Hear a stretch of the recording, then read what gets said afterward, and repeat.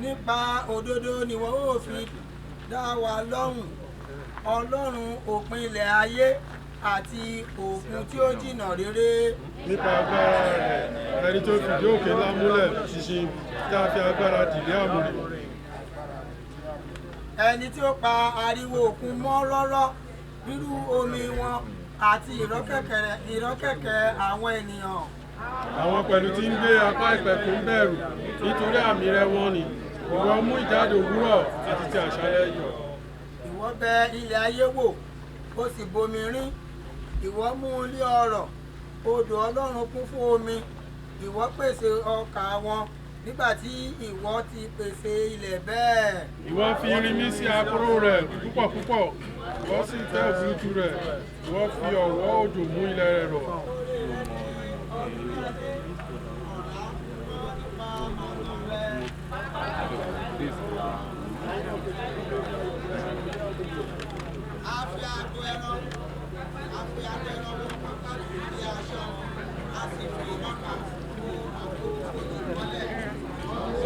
Something different. Bí ó ti wà ní àtètèkọ́ṣe ilẹ̀ nísinsìnyí, bẹ́ẹ̀ ni ó sì máa rí ní ìgbà gbogbo ayé àìnípẹ̀kun. Àmín.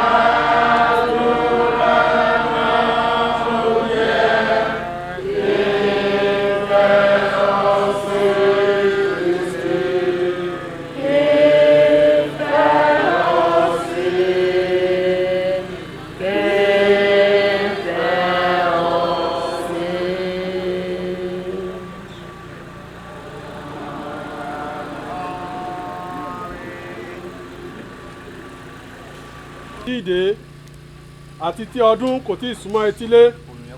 Nígbà tí ìwọ ò wí pé èmi kò ní inú dídùn nínú wọn. Nígbà tí oòrùn tàbí ìmọ́lẹ̀ tàbí òṣùpá tàbí àwọn ìràwọ̀ kò tí ì ṣú òkùnkùn àti tí àwọ̀sámà kò tí ì tún padà lẹ́yìn ọjọ́, ní ọjọ́ tí àwọn olùṣọ́ ilé yóò wárìrì àti tí àwọn ọkùnrin alágbára yóò tẹrí wọn ba. Àwọn òòlọ̀ yóò sì dákẹ́ nítorí tí wọn kò tó nǹkan, àti àwọn tí ń wòde lójú fèrèsé yóò ṣú òkùnkùn, tí ilẹ̀kùn yóò sì sé ní ìgboro. Nígbà tí ìró ọ̀lọ̀ yóò rẹlẹ̀, nígbà tí ìró ọlọ yóò rẹlẹ̀, tí yóò sì dìde lí ohùn kíké ẹyẹ àti ti gbogbo àwọn ọmọbìnrin, orin yóò rẹ̀ sílẹ̀, àti pẹ̀lú tí wọ́n ń bẹ̀rù ibi tí ó ga, tí ìwárìrì yóò sì wà lé ọ̀nà, àti tí igi álmọ́ndì yóò tanná, tí ẹlẹ́ngà yóò sì di ẹrù, tí ìfẹ́ yóò sì ṣá, nítorí tí ọkùnrin ń lọ sí ilé rẹ̀ pípẹ́. Àwọn aṣọ̀fọ̀ yóò sì máa yíde káàkiri, tàbí kí okùn fàdákà kí ó tó tú, tàbí kí ọpọ́n wúrà kí ó tó fọ́, tàbí kí ìṣà kí ó tó fọ́ níbi ìsun, tàbí kí àyíká kẹ̀kẹ́ kí ó tó kán níbi kànga. Nígbà náà ni erùpẹ̀ yóò padà sí ilẹ̀ bí ó ti wá rí, ẹ̀mí yóò sì padà tọ̀ Ọlọ́run tí ó fi fúnni. Asán nínú asán, oníwàásù wípé gbogbo rẹ̀ asán ni. Àti pẹ̀lú nítorí oníwàásù náà gbọ́n, ó sì ń kọ́ àwọn ènìyàn ní ìmọ̀ pẹ̀lú. Nítòótọ́ ó ṣe àkíyèsí dáradára, ó sì wádìí, ó sì fi òwe púpọ̀ lélẹ̀ lé ẹsẹẹsẹ. Oníwàásù wádìí àti rí ọ̀rọ̀ dídùn èyí tí a ti kọ, ohun ìdúróṣinṣin ni, àní ọ̀rọ̀ òtítọ́. Èyí ni ọ̀rọ̀ Olúwa. Orin tí ó wà lójú ewé ìkẹwàá, hymn 312. Ní Rúmi àti ìjì ayé, mo gbọ́ ohùn ìtùnú kan, ó ń sọ sí mi létí wípé èmi ni, má ṣe bẹ̀rù. Hymn 312 on page 10. A ó kọ ní ìjókòó.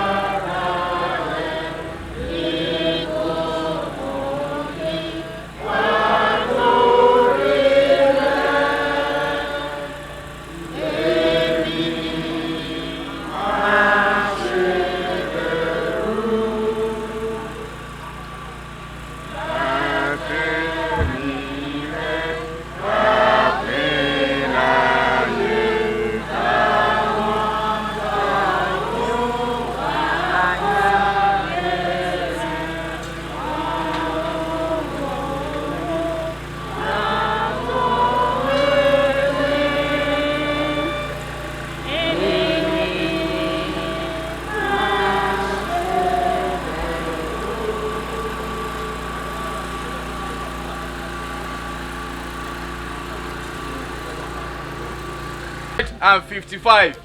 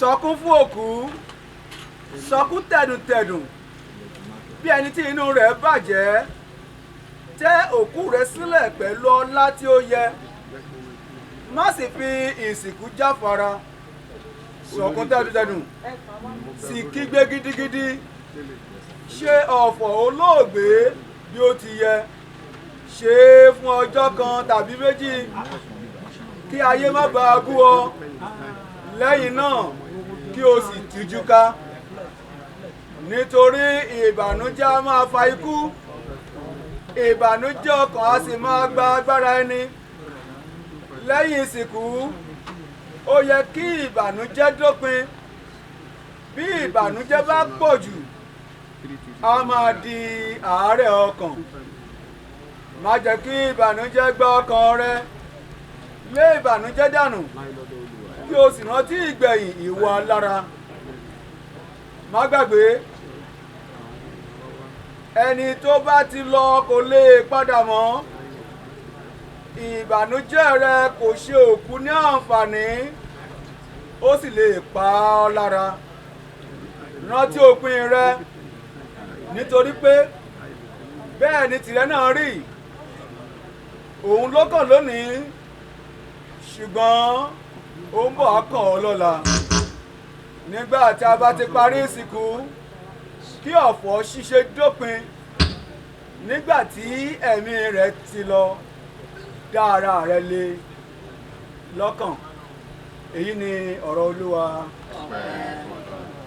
Orin 415 on page 13 láì ta làwọn wọ̀nyí bí ìràwọ̀ níwájú ìtẹ́ mímọ́ tí wọ́n sì dé adé wúrà ẹgbẹ́ ògo wo lèyí gbọ́ wọ́n ń kọ hallelujah orin ìyìn ọba wọn.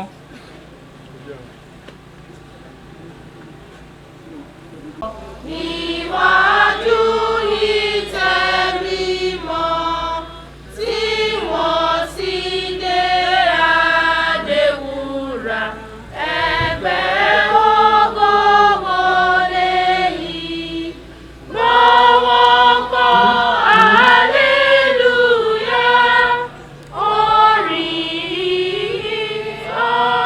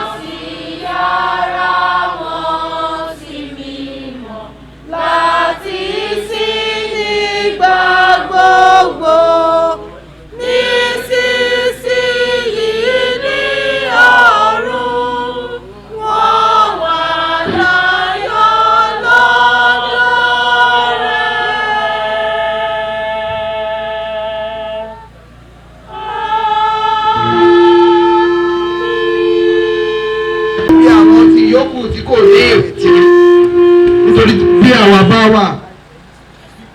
Nítorí bí àwa bá gbàgbọ́ pé Jésù ti kú ó sì tún jíǹde, gẹ́gẹ́ bẹ́ẹ̀ ni Ọlọ́run yóò mú àwọn tí ó sùn pẹ̀lú nínú Jésù wá pẹ̀lú ara rẹ̀. Nítorí èyí yìí ni àwa wí fún yín nípa ọ̀rọ̀ Olúwa, pé àwa tí ó wà láàyè tí a sì kù lẹ́yìn de àtiwá Olúwa bí ó ti wù kí ó rí kí ó ṣáájú àwọn tí ó sùn. Nítorí Olúwa tìkára rẹ̀ yóò sọ̀kalẹ̀ láti ọ̀run wá tí ohun ti ariwo pẹ̀lú ohùn olórí àwọn áńgẹ́lì àti pẹ̀lú ìpè Ọlọ́run. Àwọn òkú nínú Kristi ni yóò sì kọ́ jíǹde. Nígbà náà ni a ó sì gba àwọn tí ó wà láàyè tí ó sì kù lẹ́yìn sókè pẹ̀lú wọn sínú àwọsánmọ̀ láti pàdé Olúwa ní ojú ọ̀run. Bẹ́ẹ̀ ni àwa ó sì máa wà títí láé lọ́dọ̀ Olúwa. Nítorí náà ẹ máa fi ọ̀rọ̀ wọ̀nyí tu ara yín nínú. Èyí ni ọ̀rọ̀ Olúwa.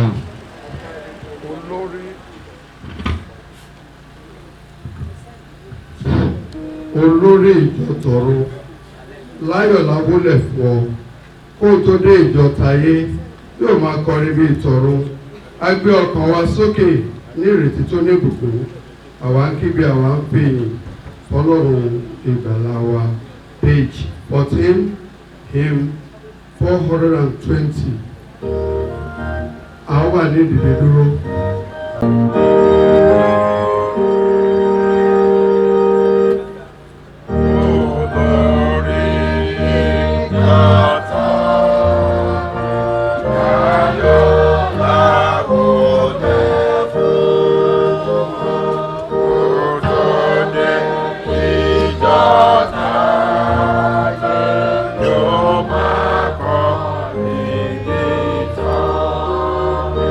I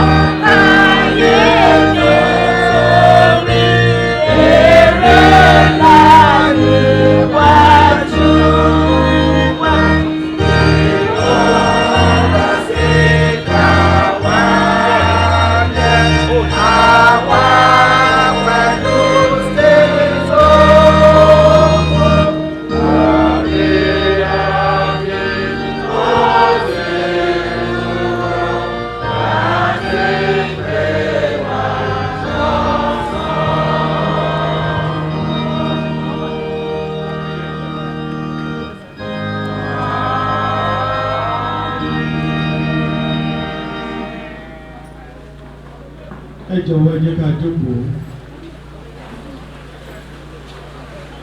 ẹ gbà mí gbọ́ pẹ̀lú nínú ilé bàbá mi ọ̀pọ̀lọpọ̀ ibùgbé ni ó wà. Ìbá má ṣe bẹ́ẹ̀ èmi ìbá ti sọ fún yín, nítorí èmi lọ pèsè ààyè sílẹ̀ fún yín. Bí mo bá sì lọ pèsè ààyè sílẹ̀ fún yín, èmi ò tún padà wá, èmi yóò sì mú yín lọ sọ́dọ̀ èmi tìkára mi, pé níbi tí èmi gbé wà kí ẹ̀yin lè wà níbẹ̀ pẹ̀lú. Ẹ̀yin sì mọ ibi tí èmi gbé ń lọ, ẹ sì mọ ọ̀nà náà. Tómásì wí fún pé, Olúwa, a kò mọ ibi tí o gbé ń lọ, a ó àti ṣe mọ ọ̀nà náà. Jésù wí fún pé, èmi lé ọ̀nà àti òtítọ́ àti ìyè. Kò sí ẹnikẹ́ni tí ó lè wá sọ́dọ̀ Baba bí kò ṣe nípasẹ̀ mi. Ìbá ṣe pé ẹ̀yin ti mọ̀ mí, ẹ̀yin ìbá ti mọ bàbá mi pẹ̀lú. Láti ìsinsìnyí lọ ẹ̀yin mọ̀ ọ́n, ẹ sì ti rí i. Fílípì wí fún pé, Olúwa, fi bàbá náà hàn wá, ó sì tó fún wa. Jésù wí fún pé, bí àkókò tí mo bá yín gbé ti pẹ́ tó yìí, ìwọ kò sì tí ì mọ̀ mí síbẹ̀, Fílípì. Ẹni tí ó bá ti rí mi, ó ti rí Baba. Ìwọ a ti ṣe wípé, fi Baba hàn wá. Ìwọ kò wá gbàgbọ́ pé èmi wà nínú Baba, àti pé Baba wà nínú mi. Ọ̀rọ̀ tí èmi ń sọ fún yín, èmi kò dá sọ, ṣùgbọ́n Baba tí ń gbé inú mi, òun ní ṣe iṣẹ́ rẹ̀. Ẹ gbà mí gbọ́ pé èmi wà nínú Baba, Baba sì wà nínú mi.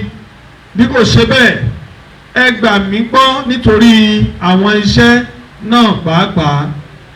Lóòótọ́ lóòótọ́ ni mo wí fún yín, ẹni tí ó bá gbà mí gbọ́, iṣẹ́ tí èmi ń ṣe ni òun náà yóò ṣe pẹ̀lú. Iṣẹ́ tí ó tóbi jù wọ̀nyí lọ ni yóò sì ṣe, nítorí tí èmi ń lọ sọ́dọ̀ Bàbá. Ohunkóhun tí ẹ̀yin bá sì béèrè ní orúkọ mi, òun náà ni èmi ò ṣe, kí a lè yìn Baba lógo nínú ọmọ. Bí ẹ̀yin bá béèrè ohunkóhun ní orúkọ mi, èmi ó ṣe é. Èyí ni ọ̀rọ̀ Olúwa. Láé lọ́dọ̀ Olúwa, àmì bẹ́ẹ̀ ni kó rí. Ìyè wà nínú ọ̀rọ̀ náà, àìkú ni títí láé. Níyìn nínú ara mo ṣáko jìnnà sí i. Síbẹ̀ alálẹ́ ni mò ń fi ọjọ́ kan súnmọ́lé. Page 19 in 259.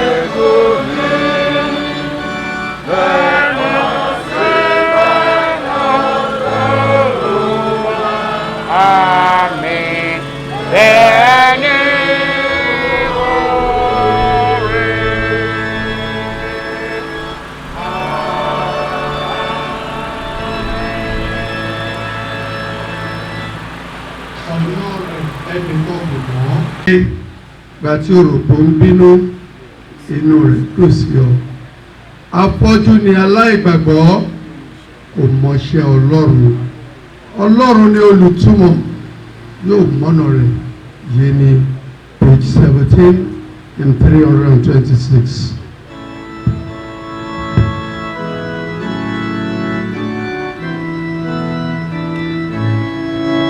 Thank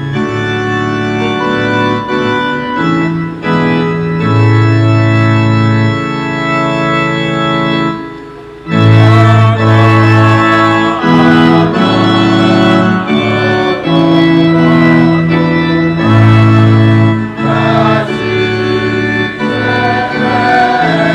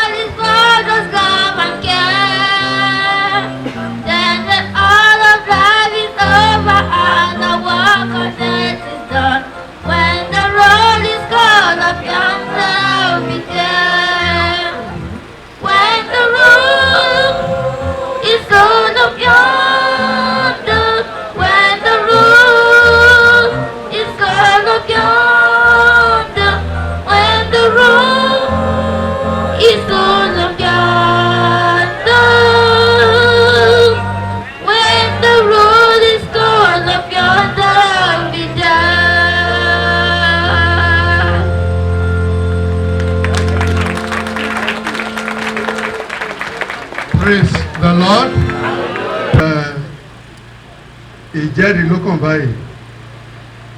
And we want to invite one of the children of Papa Otumba Deru Femi, and one from the family and another person from the congregation, either within the community or within the church or within the Rotary Club, but 2 minutes, no more than 2 minutes, please.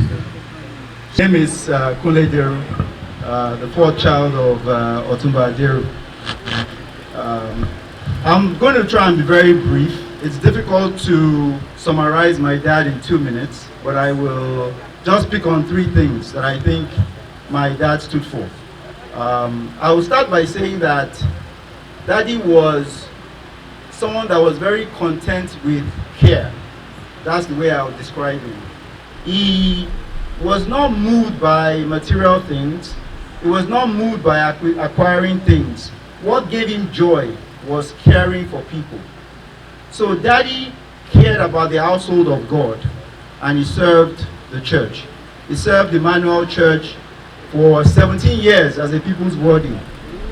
He cared about his wife, our late mom, very dearly, and they called themselves the army. He cared about us, the children, very deeply. My eldest brother said today that Daddy gave us everything. Daddy gave us everything, and indeed he gave us everything. He cared about his siblings, not just his full siblings, but his half siblings as well. Daddy had 17 siblings, and he cared for everyone equally. He did not show any discrimination. He showed fairness to everyone. He cared about his showing community. He cared. Everywhere Daddy went, he cared. He cared about his accounting profession. He cared so much for Ishoyin. He was involved in almost every Ishoyin association possible, even from his youth. Dad was just someone that cared. The second thing I will say about Daddy is that Daddy was someone that was young at heart. For Daddy, age is just a number. Daddy is someone that could engage with anyone, young or old. If you know Daddy very, very well, you know that he will talk and talk and talk and talk. You cannot beat him with talking. I'm sure when the mobile phones were invented and were a lot in Nigeria, he was the happiest person because he knew that this was another way to talk and talk and talk. But the last thing I want to say about my dad is that he had a very unique simplicity. He was not just a father, he was a friend. It was easy to approach Daddy. Sometimes it was even easy to poke fun at him. It was easy to argue with him, respectfully of course. But one of the things that I will never forget about Daddy is that when Daddy calls you and he leaves a voice message, he doesn't say, Daddy, that is Daddy. He leaves a voice message and says, Kunle, how are you? Call me back. It's Femi Deru. It's just amazing to have a dad that doesn't even call himself Daddy. He just says it's Femi Deru. Daddy left us a great legacy. He left us a great name. And I'm sure I speak on behalf of myself and my other siblings that it's a legacy and a name that we are proud of and that we shall uphold till our last days. Thank you. God bless you. Next, family. Lord. Praise the Almighty Father. We are not mourning. We are celebrating the life of an icon. And I have this tribute to a quintessential professional and great family man, Otumba Samuel Olufemi Deru, SOD. Our uncle, Otumba Samuel Olufemi Deru, is not dead. He has only gone to be with the Lord. Hallelujah. Amen. I want to thank the Almighty Father for the good life for all the good memories and life lessons learned through our dear great icon. Our uncle, Otumba Femi Deru, was a mentor, a father figure in my life. He was my chief advisor and senior life coach. There are moments in life when there was need to take life-defining decisions, and I know this right from my childhood days to growing up years, and even up to his last days around. Otumba Femi Deru developed very keen interest in our affairs in the family, especially concerning educational, moral, spiritual, and professional upbringing. Otumba Femi Deru taught us many great things in life. He taught us the true value of hard work, being relentless, and the spirit of never giving up. Otumba Femi Deru was a great family man, lover of progress, and a human developer. He taught me in particular, he taught me to always be a lover and a provider for the family. He taught me to be generous, selfless, and to embrace self-respect for myself and for my community at all times. There is no doubt Otumba Femi Deru played a major and significant role in my life, and for this I remain highly indebted and eternally grateful. Otumba Femi Deru was a brilliant, successful, and thoroughbred professional who God greatly blessed and crowned his exploits in life with remarkable successes. At Berek Nigeria PLC, where he started work in life, he rose through the ranks, starting as chief accountant to become the chairman of that company. He was past president, Lagos Chamber of Commerce and Industries. He served as the 51st president of the Institute of Chartered Accountants of Nigeria, ICANN. Past president, Rotary Club of Ikeja. Past People's Warden, Emmanuel Church, Anglican Communion, Ishoyin Ijebu. Past Synod Delegate, Diocese of Ijebu Anglican Communion. He was pioneer member and past vice president, Christian Companions, Emmanuel Church, Ishoyin. Foundation member, Ishoyin Social Club. He was member, Metropolitan Club, Victoria Island, Lagos. He belonged to Table 10. All right. Well, with the passing of Otumba Femi Deru, Ishoyin, and indeed our country, Nigeria, has lost a dynamo. The question is, when shall we have another one? I pray that the beautiful children and the family he left behind will find the strength to bear this enormous and monumental loss. However, we take solace in the fact that he lived well, served well, and he has gone to rest. May his gentle soul rest well. Amen. Because I'm a community man, I could say that Brother Femi lived all his life on John. Because he passed on during the week. That Sunday, that week, was still in the shop. SOD is a he was a fearless personality. he will speak truth to the authority, regardless. You could be the councillor, you could be the chairman of the council, you could be the, with due respect, the king of Ishon. As long as it is SOD will not, you will not be his friend if you are doing anything that will not benefit Ishon. And that's why some people classify him as a mafia. No, he's not. He was not. Yeah, he was never a mafia. But if you are taking a step that he thinks that Ishon will not benefit, he will rise up. He has done his best. He really has done his best. He was very, very, very useful to this community.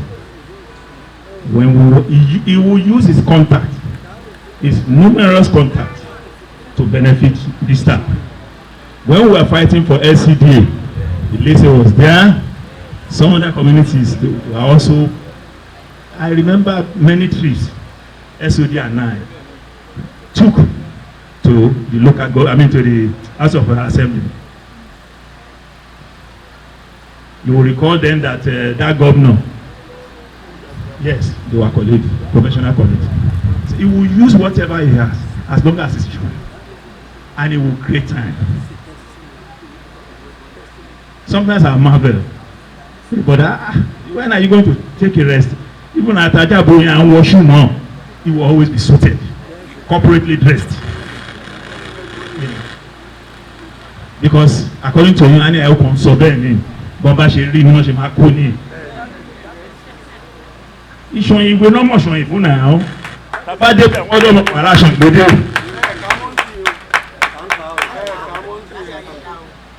All we can just say, somebody said that we want to Ọlọ́run ti bless SOD. These guys are wonderful guys. They are wonderful guys. They will do it. I'm confident they will do it. Eternal residence movement. Thank you.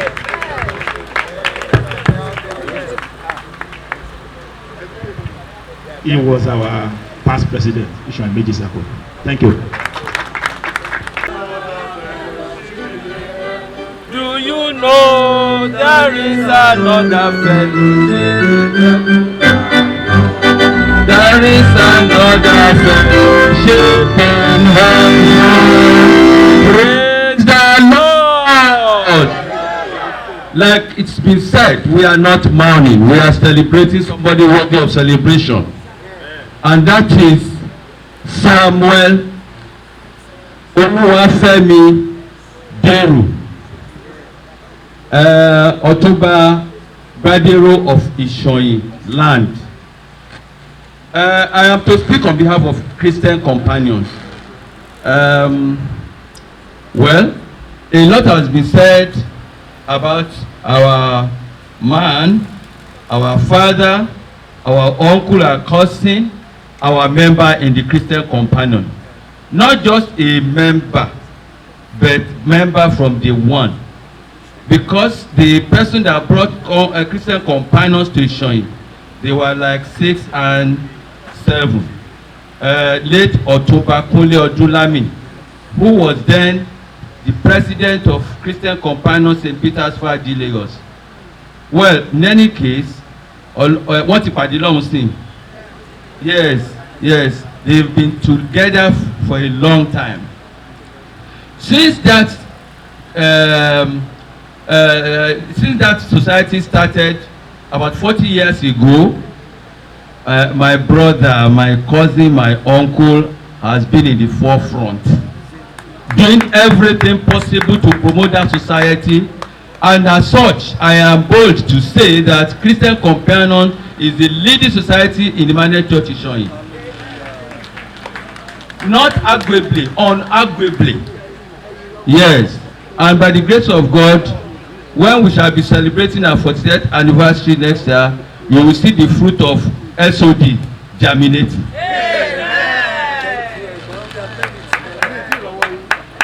Ṣọwọ́ wa ẹ̀rọ tí dé ok ẹ̀rí ọwọ́ wa àtẹ̀sẹ̀ àti gbogbo ara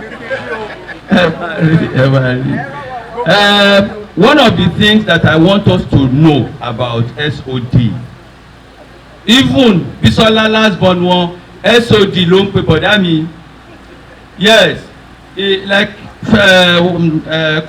Kunle said, bọ̀dá mi ò worry nípa anything. He doesn't care for anything of this world, but he cares much for every person. He cares for human being. Èmi tí mò ń sọ̀rọ̀ yìí, maybe if not for him, maybe I would not have been a chartered accountant that I am today. Why? In 1974, I passed section 3 of OCCA, and of course nígbà yẹn àgbà yẹn pé kì í ṣe mí sọmọ lómi lọ school, mò ń ka nǹkan mi lé ní, mò ń ka on my own ni. So before that time, àti the big boy, mo ti ra mọ́tò, mo ti ń gbádùn. Because at that time, each step you take, you are promoted. So ṣùgbọ́n because of charity tí máa fi kú ni wọ́n máa sọ ilé ìkó ṣàṣàlà tó súnmọ́ mi tí ò gbọ́ rí, the man will tell you, Ṣẹ́gun, there is no inter-ACCA, there is no inter-accountant.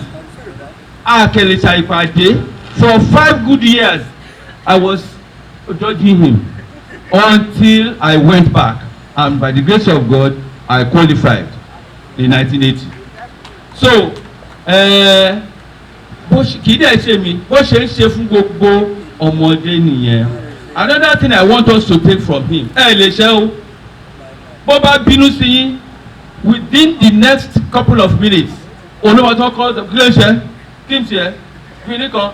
No, that was him, and that was him. He will continue to be him in our hearts. Àwa tí a mọ̀ wọ́n nínú Christian Companion ní ìlú Ìṣọ̀yìn àti níbi gbogbo. In summary, in our tribute tomorrow in the pamphlet, you will read some of what we are proud of for uncle, cousin, brother, member Samuel Olúfẹ́mi Dérò tó ti ṣe fún ìlú Ìṣọ̀yìn. Former chairman ICD ló bá wa sọ̀rọ̀ lẹ́ẹ̀kan yẹn. He has spoken the truth, and he did not mention the most recent one, that this man single-handedly restored Ìṣọ̀yìn back to the glory of Ìṣọ̀yìn by restoring us to our position of chairman at the headquarters of Ìṣọ̀yìn in the name of Yemoji local council, local government, and we will remain so whenever it will come. Ìṣọ̀yìn lórí àgbègbè yìí bẹ́ẹ̀ ló máa rí lórúkọ Jésù, to the glory of God. Lágbára Ọlọ́run tẹ́ bá gbà mí láyé máa sọ̀rọ̀ títí ní ṣùgbọ́n so nítorí ẹ̀ àwòpàdé lẹ́sẹ̀ Jésù níbi tí a kò ní yára wá, a ò ríra wá, a ò yọ̀ mọ́ra wá, bàbá tó ní yóò ṣe alága wa.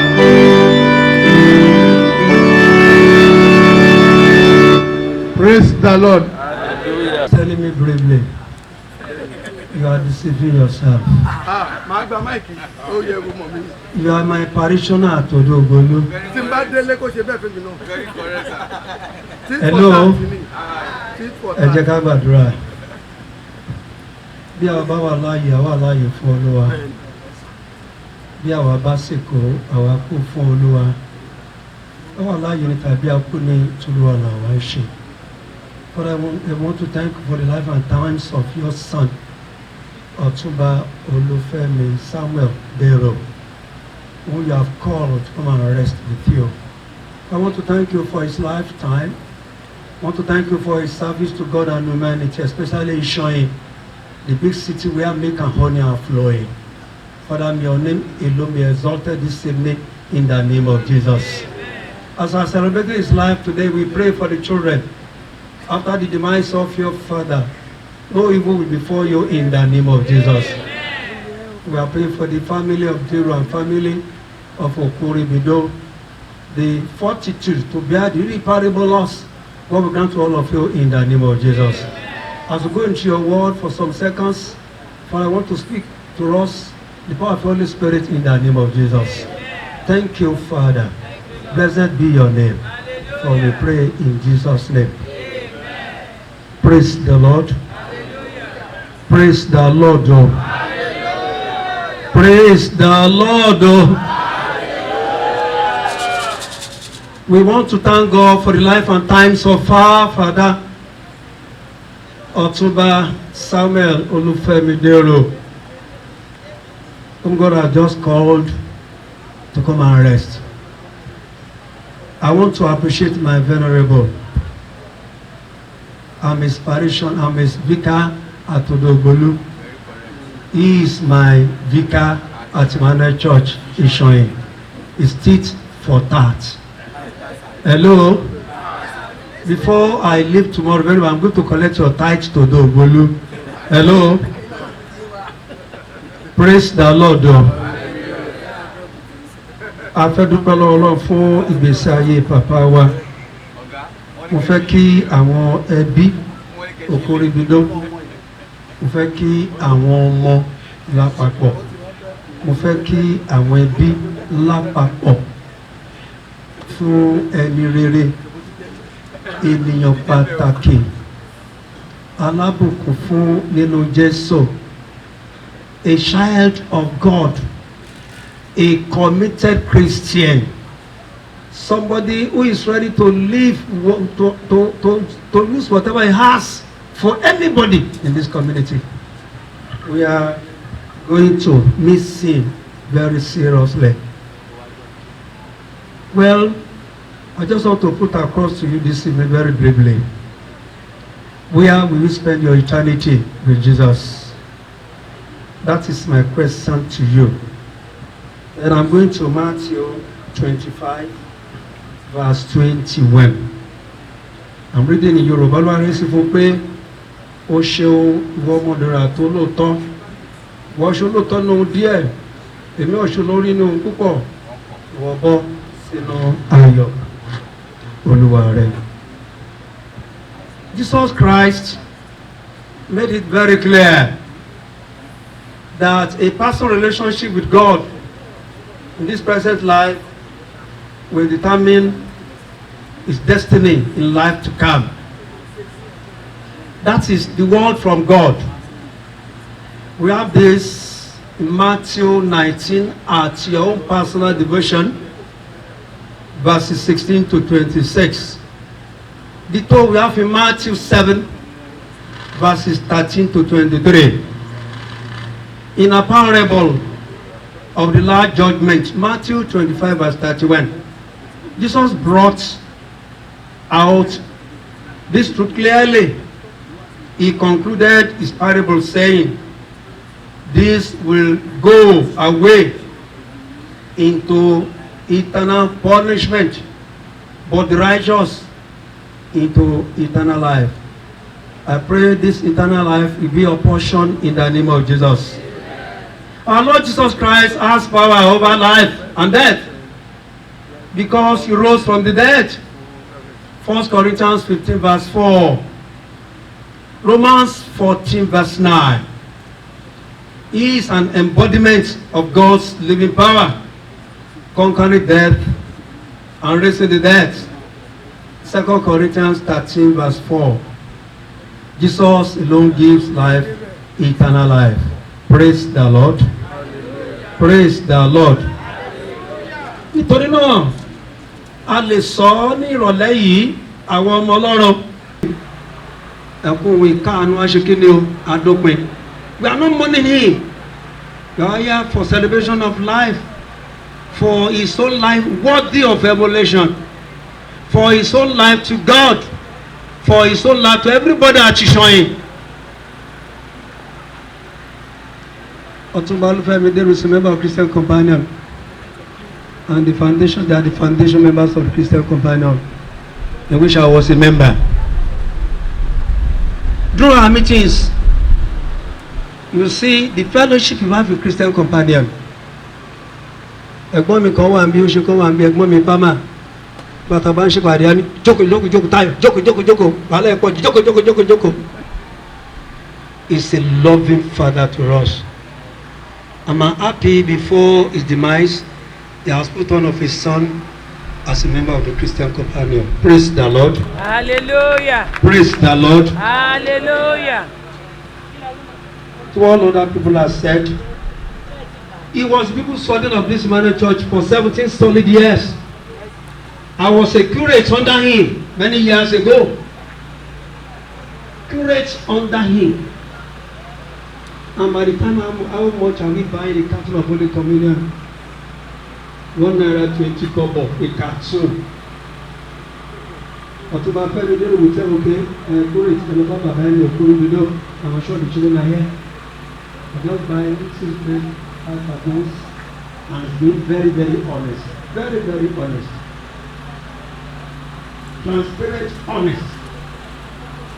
Abẹ́lómi ìṣàkápò lórí ìjọ ọlọ́run gbogbo owó ìjọ ọ̀rọ̀ ló máa ń kó sápò yìí just spend the money for his own personal selfish ambitions. Very, very transparent. Àwọn àti ìwé àwọn ọmọ orí ìlú tí wọ́n jẹ́. Wọ́n bá ti rí àwọn ọmọ ọ̀gá àbọ̀ tó ọ̀gbìn. Myself and Professor Ìmọ̀láyọ̀ tí wọ́n máa ń tó. Wọ́n bá lé ní tools. So I'm going to follow along with the see him at show every weekend. Taking the money of the church to the man every day. Every day.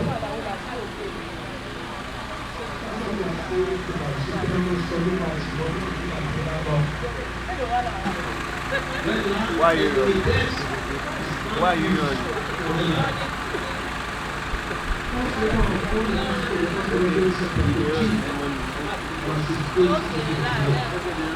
Whatever you lies for the cross of Jesus Christ, you can be sure that the mercy of God Jesus Christ, mercy, and rich goodness, you can also die for our sins on the cross.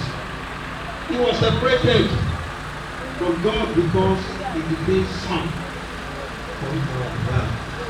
2 Corinthians 5:21. Kọ́dà màmá kọrin kan, mo fẹ́ kí ọgbàdé sọ̀rọ̀ pẹ̀lú ẹ̀. Orin 254. Lẹ́yìn ayé gbogbo yìí, ayé ẹgbọ́n òṣì yìí, ìgbélére kan wà, àyípadà kò sí níbẹ̀. Kò sọ̀rọ̀ àpọ̀sọ̀ títí wíwí lọ́wọ́ àwọn ọ̀rọ̀. Obviously, yes, lead us to follow you.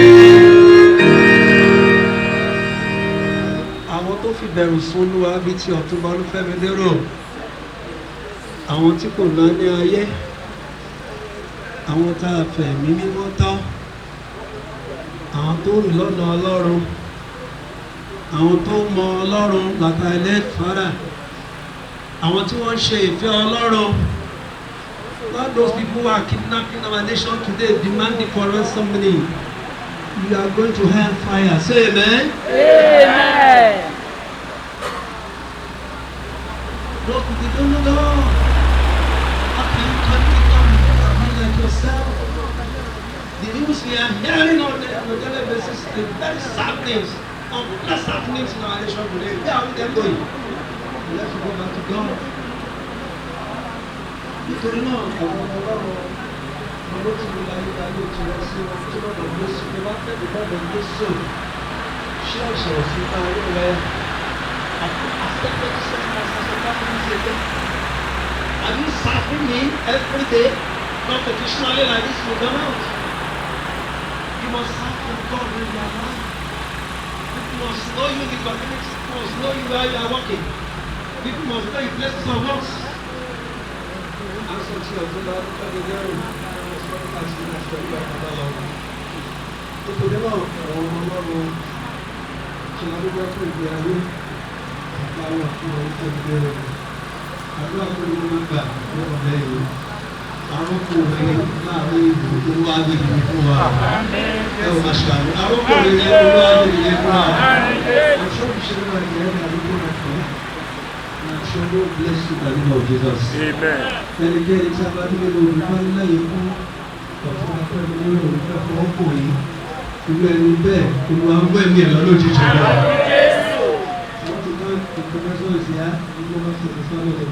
Nítorí náà àwọn ọmọ ọlọ́run ṣe Jésù wà nínú ayé rẹ̀ tí wà nínú ayé tòun náà.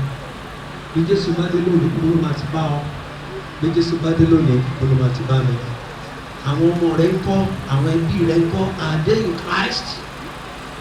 Are your family still in Jesus?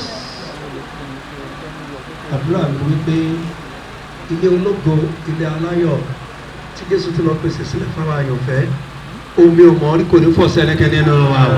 Oore ọ̀fẹ́ táwọn fi sin Jésù yẹn, the grace to serve him, the grace to worship him, the grace to adore him. All the days of our lives, God will grant to all of us in the name of Jesus. Ẹ jẹ́ ká tẹríba láti gbàdúrà. A gbé ọ̀gá Ọlọ́run wa fún ọ̀rọ̀ tí ẹ bá wa sọ lọ́jọ́ rẹ̀. A dúpẹ́ fún ìgbà ayé ọ̀rọ̀ ní alábòókú fún ọ̀rọ̀ sọ ọ̀túnba sọ́nà nípa ọ̀rọ̀ rẹ̀. Ẹni tí a fẹ́ ọ̀rọ̀ tí wọ́n ní sọ fún ọ̀rọ̀ rẹ̀. Wọ́n ti lọ láti wá sí inú àyà ayé. Èyí kò sí ẹgbẹ́ wọn tí kò sí wọn kò sì kó ra ẹ̀ títí. Àwọn náà ó dàpọ̀ mọ́ wọn lókè ọ̀run lókè ọ̀run. À ń retí àkókò wa Olúwa bá pé ní sókè ọ̀run sókè ọ̀run. Abẹ̀rẹ̀ Ọlọ́run wa ní ìrọ̀lẹ́ yìí. Olùfẹ́ káwọn náà fi tẹ̀lé ipasẹ̀ wọn láti ìbẹ̀rẹ̀ títí lópin ẹwà gbowó wa lọ́wọ́. Nígbà tí a bá sì gbọ́ láti máa yọ sí nítorí bá yé làjú ọ̀run nílé. Ẹ̀jẹ̀ àrí Jésù kàtó rẹ̀ kọ́. Ìjọba ọ̀run má jà pàdánù rẹ̀. Omi ọ̀gbọ́n má yóò fọ́ sí orúkọ Jésù Kristi. Thank you, my brother. God bless you.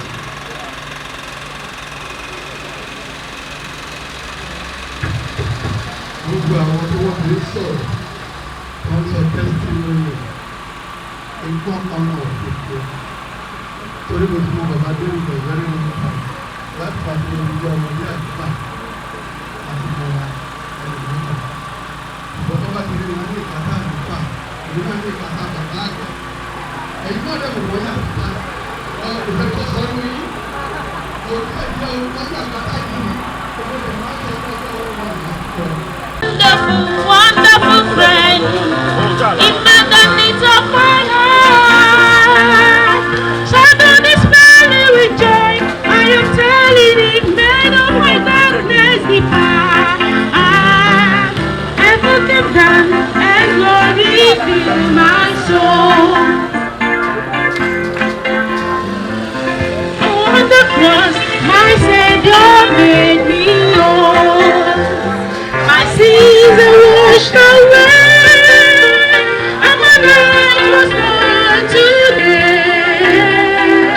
Heaven came down and glory filled my soul.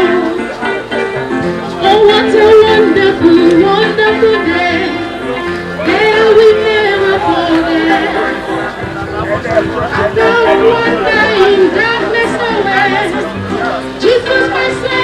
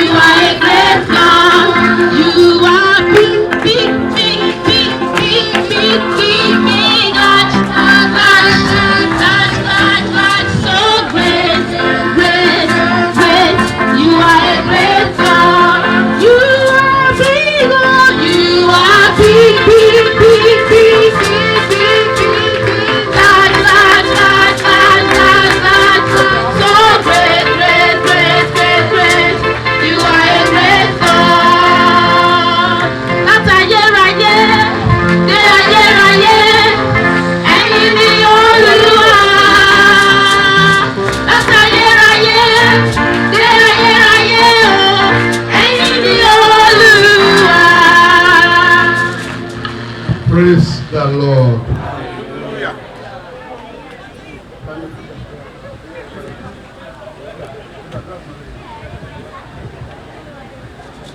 Inga tá a ṣe ń lọ́ba pàápàá jùlọ fún orí ọ̀fẹ́ tẹ́ fún wa láti bẹ̀rẹ̀ tá a ti bẹ̀rẹ̀ ètò yìí tẹ́ wà láàrin wa àwa gbàdúrà ní àsìkò yìí ọrẹ tí a mú wá ní àsìkò yìí wá ṣe ní ìtẹ̀wọ́gbà bàbá wa gbàdúrà ẹ̀ wá lò fún ògo yín o ẹnì kankan wa lórúkọ Jésù ọjọ́ alẹ́ wa kó dára o gbọ́ tiwa ẹlẹ́dàá wa Jésù Kristi Olúwa wa. Praise the Lord. Praise the Lord. Ẹ jẹ́ kí gbogbo akájókòó sáyé wa. Adúpẹ́ lọ́wọ́ Ọlọ́run tó fún wa ní ojú ọjọ́ tó dára orí ọ̀fẹ́ la rí gbà. Mo dẹ̀ nígbàgbọ́ wípé bí ọjọ́ ọ̀la yóò ṣe rí nù. Olúwa yóò gbà fún wa lórúkọ Jésù. Ojú ò ní dí wa lọ́wọ́ nítorí ìránṣẹ́ kì í dí ìránṣẹ́ lọ́wọ́. Ojú ò ní dí wa lọ́wọ́ lọ́jọ́ ọ̀la. Olúwa yóò fún wa lọ́jọ́ ọjọ́ tó dára. A kí gbogbo àwọn bàbá wa nínú Olúwa. Mo sì yẹ wájú báyìí lọ. Bàbá wa àti Ọlọ́run wa à ń lọ fi ara wa lélẹ̀. Ẹ má jẹ́ ká sọ̀rọ̀ ìbànújẹ́. Ẹ má jẹ́ ká sọ̀rọ̀ ẹ̀kún. Orí ọ̀fẹ́ yín kó máa bá wa gbé. Àti ìbùkún Ọlọ́run Olódùmarè. Tí bàbá tí ọmọ tí ẹ̀mí mọ́ tó wà pẹ̀lú yín kó máa bá ẹnì kọ̀ọ̀kan wa gbé. Látòní lọ àti láéláé. Nígbà tí àwọn akọrin bá ń fún wa ní